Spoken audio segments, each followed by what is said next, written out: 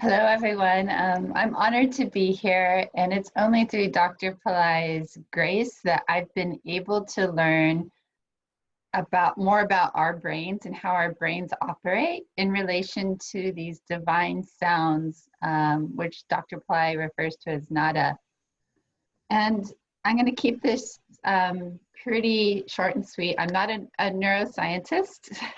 I'm not an EEG technician, but I have undergone some formal training. And I want to share some of the discoveries that Dr. Pillai has found.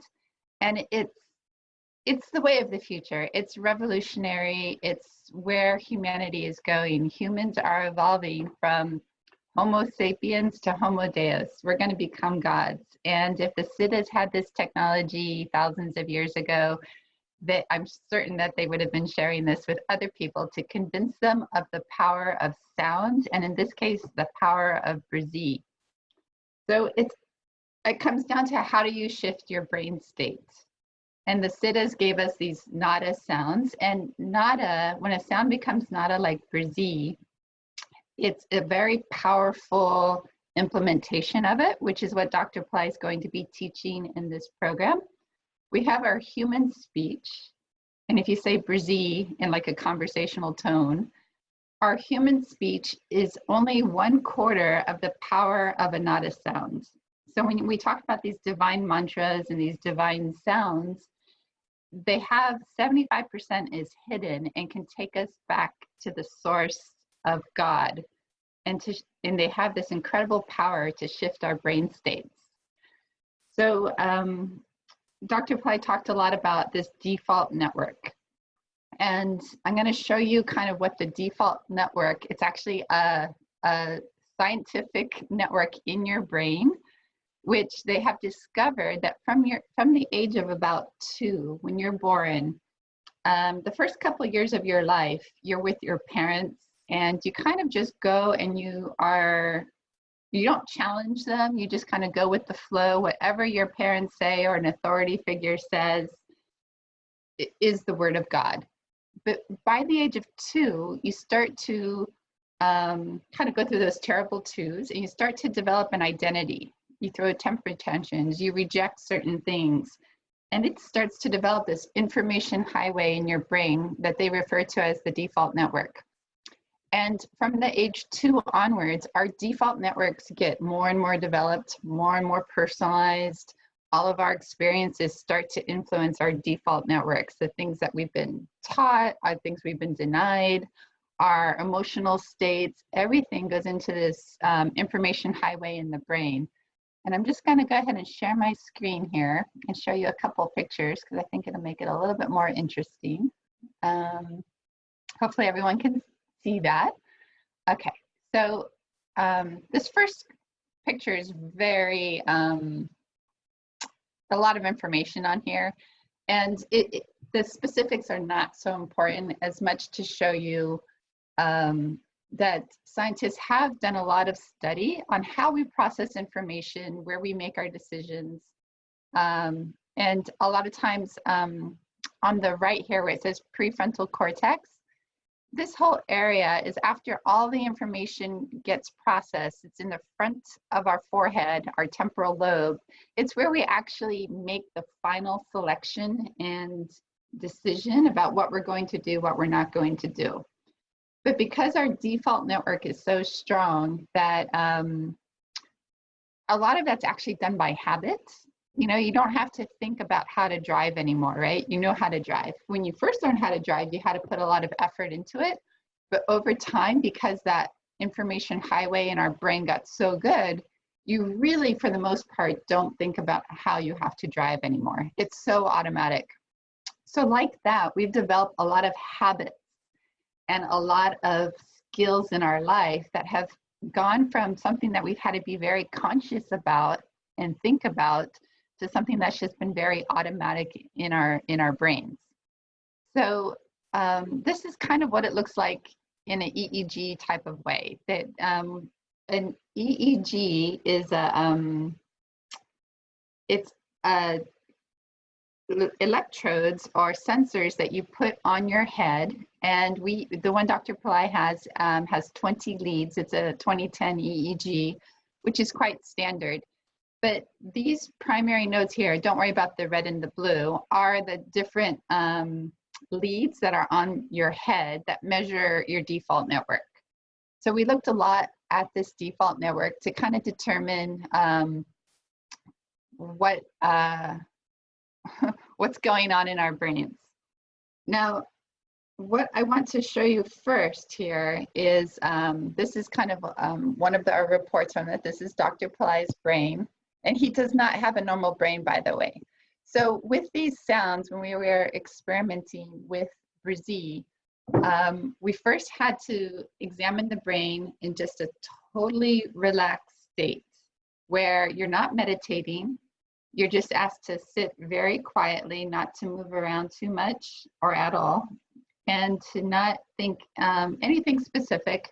Don't meditate, just sit with your eyes closed silently for 2 to 3 minutes. And this is what Dr. Pillai's brain looks like when he's not meditating. Now, right now, it looks like just a bunch of colors. This is the report of his baseline. And I'm going to share with you a little bit about where thoughts are processed here. So there are 2 things to note about this picture. One is anything in the dark blue and anything in the red. Anything in the dark blue means no activity whatsoever, very, very quiet.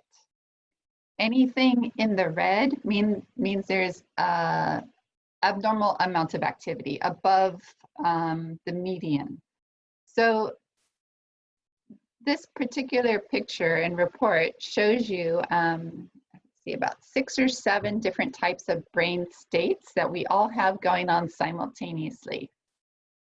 The one in the upper right, called delta, is the one that you have mostly in deep sleep, when you're totally relaxed and in a deep, deep dreamless sleep. You also have some of it going on in your day-to-day activity, but for the most part, it's when you sleep, the delta state will light up in red. So here, Dr. Pillai just has a little bit, these 2 little circles right in the front. When he's relaxing, he's not meditating, right in the front of his forehead, which indicate some form of selection and decision thinking process, some light activity. Now, he talked about Edison trying to get into the theta state. So your theta state is the one next to it. It's your next set of brain waves. They're a little bit faster. And what this means when you have, like for instance, it says delta 1 to 4, what that means is how many, it's like a sine wave, how many fluctuations or how much activity in 1 second. So in the delta state, you only have 1 to 4 electrical impulses in a second. It's very, very slow. When you get into theta from 4 to 8, that means you have 4 to 8 waves in 1 second. And theta is where you have, if you're sleeping, it's where you have your dreams. It's a dream state, the REM state of sleep. And it's also a state of high creativity if you can access your theta state from the conscious mind. And that's where Edison had done a lot of his experiments in trying to drop that ball, so that as soon as he started to fall asleep, he would get that jolt and his mind would come back, so that he wouldn't go to delta, the unconscious dream state. He would be in kind of this quasi dream state where, you know how in your dreams nothing really makes sense, but you start to kind of pull information from all the different experiences you had, and you make new connections that you can't necessarily with your logical mind. So you can view these top sections. The nose is at the top here. So if you look at the nose, these top sections here, you can view as your logical mind. Everything in your forehead and in the front part of your brain processes logic. So here, Dr. Pillai in his restful state has some activity in delta and theta in the logical mind. And here in alpha, alpha is like a calm state. It's a wakeful state, you're awake, but it's a little bit like if you're just relaxed, chilling at the beach, nothing much going on. A lot of people will have a lot of alpha activity. So you can see it goes from dark blue to light blue up here. And he gets this hot spot here, right in the middle of his head. And this frequency here called beta, that is more your thinking state of mind. And here Dr. Pillai had a little hot spot on the right side of his brain. So he's a little bit more right-brained in the thinking state. And he has this unique feature, which we haven't seen on many other people's EEGs, that as soon as you go to those higher frequencies beyond that thought state, whether it's beta, gamma, or high gamma, he gets this magnetic hotspot that just goes forever on the right side of his brain. So we're having this sent to a specialist, but we haven't seen that in anyone else. So I'm quite sure that is a unique feature of his baseline. And when you go into these higher frequencies like gamma and high gamma, those are states of bursts of activity that are when you're in a super hyper learning state, when you get insights. A lot of people can induce it with some drugs, like if they take ecstasy or something, they'll have these high bursts of gamma. But it's when you're really engaged and excited about something and there's a burst of this activity. So even in his relaxed state, he has this gamma and this high beta going on. So then we looked at his brain on, I'm gonna move this over to the side here, on, oops, let me get that there, on Brzee. So let me show you what his brain looks like when he did some basic Brzee chanting. Give me 1 second here. Okay. So I'm going to put his baseline on this side, and on this side, it's about 90 seconds of Brzee chanting, and I believe this was when he was silently saying Brzee.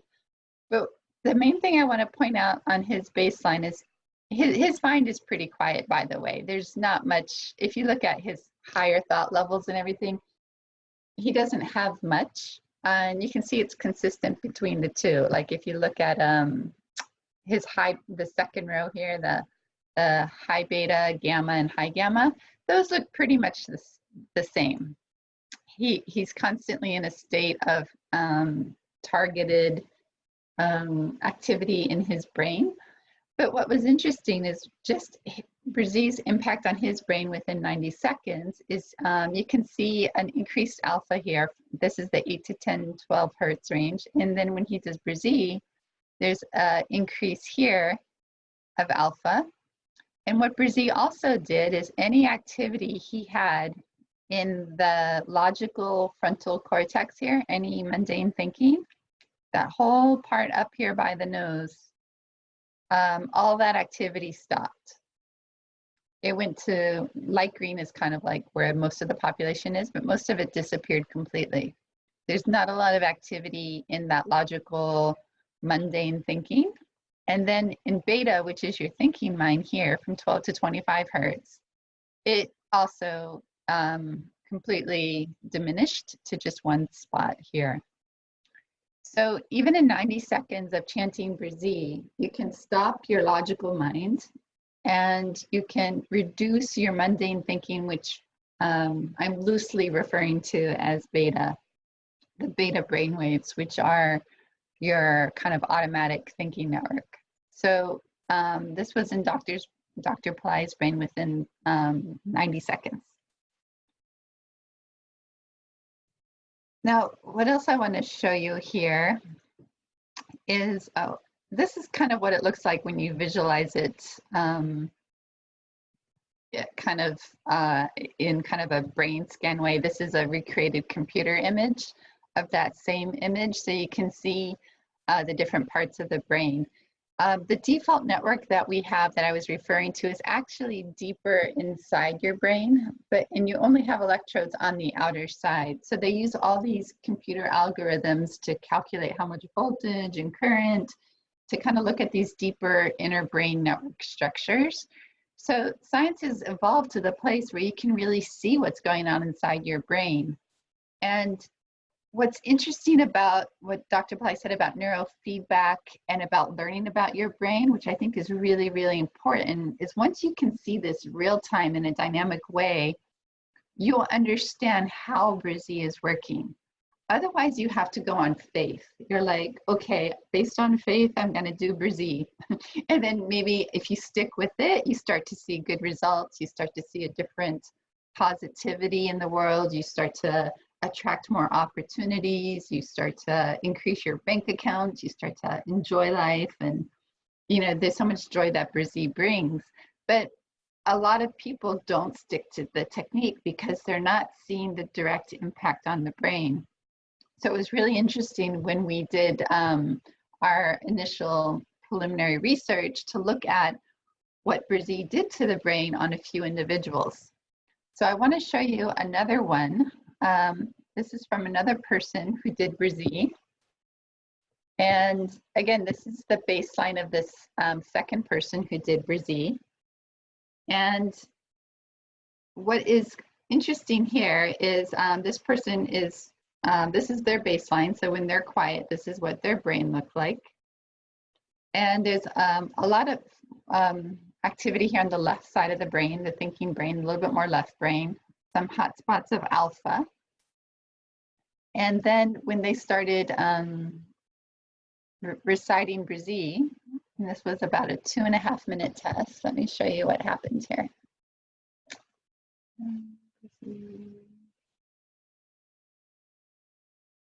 This is Brzee here. Okay, what you can see here is that this, the beta, if you look, in particular, I want to focus here on alpha and the beta zones here. The alpha and the beta, which are your basic default thinking mode network. And we all have slightly different hotspots in our brain about how we process information. So this person here, their thinking brain was ignited here and here. But what happened is as soon as they started doing Brzee, they were able to override their default network, their alpha and their beta. That normal, intense thinking mind slowed down. It wasn't this hyperactive left brain activity. It slowed down and it shifted the brain area just by chanting Brzee. And it moved to 2 different areas in the brain. Like you can see on this alpha here, on this screen here, this alpha, I'm going to give the technical brain areas, but don't worry about it. So what happened is the alpha moved from this thinking state over here on the left side, and then it moved over here to the left and right temporal and parietal regions and the occipital. So you have the default thinking hyperactivity network here shifting to different areas of the brain, and this is for higher intelligence. So when you're operating from these areas here, you have a little bit more targeted access to a different level of thinking. And this happened both, this picture here was when they were chanting silently, and then when they chanted Brzee out loud, let me show you what happened. Let me see here. Okay, and when they did Brzee, just Brzee out loud, it was a very similar effect. I mean, when you chant out loud, you have a little bit of movement of your mouth and you have some other activity here.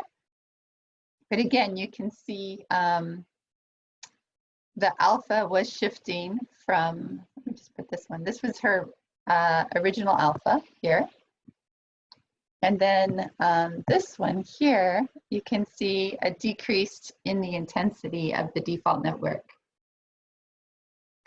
And there is some other movement in here just because of moving the mouth and everything. The EEG will pick that up. You can see how quiet the brain also gets in these higher level frequencies. It becomes very targeted in the temporal lobe as well. So we're still doing a lot of analysis on this, and we want to share more about how that interrupts the your default network. And just the final part of what we're initially finding, I really want to show you is this there's a concept in neuroscience called coherence. And I'm going to bring up another person's coherence picture. Now, coherence, all that means is how the different parts of your brain are talking to the other parts. And in this picture here, it's the amount of information flow. When you have a lot of the dark blue, it means that your brain is not connecting very well. It's not talking at all to any other sections. And the dark blue here highlights where the brain isn't connecting. And the red is where there's a tremendous amount of information flowing in your brain.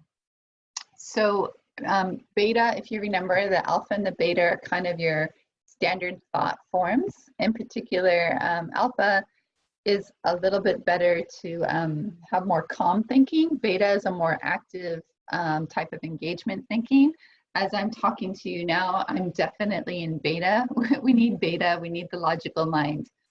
So on this person's baseline, you can see that even with their eyes closed, sitting quietly, they had a lot of information flow at the thought level. That's your beta. There was a lot of information going from the back of the brain to the front. In particular, because these connections are very long, they're going clear across the brain, they consider this a little bit of inefficient thinking. So whatever this person was thinking, it was not a very effective thought. Because from what the scientists are learning is that the higher your intelligence, the more local activity you have. So if you can imagine these blue connections all being red, that would be kind of a sign of a local processing efficient brain.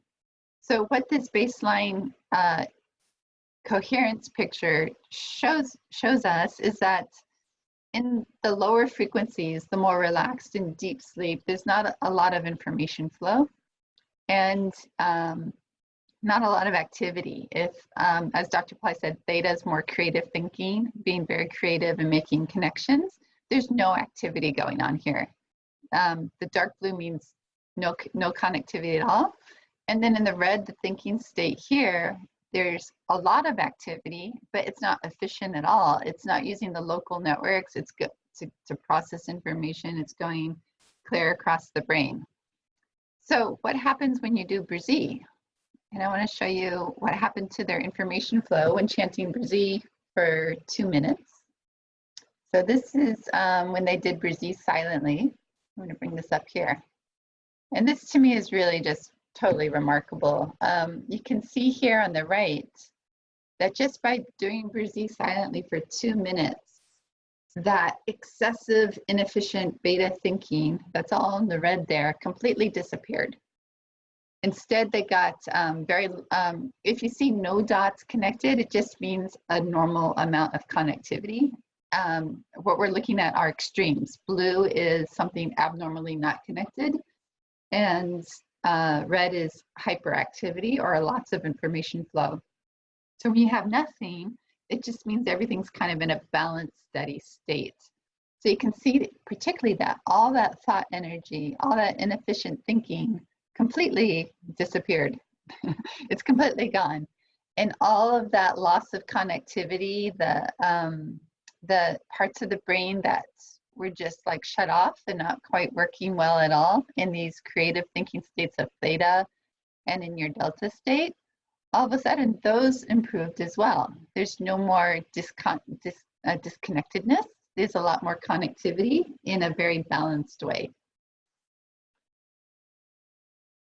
And let me just show you one more about chanting Brzee out loud. And we saw the same impact if you're chanting Brzee out loud as well.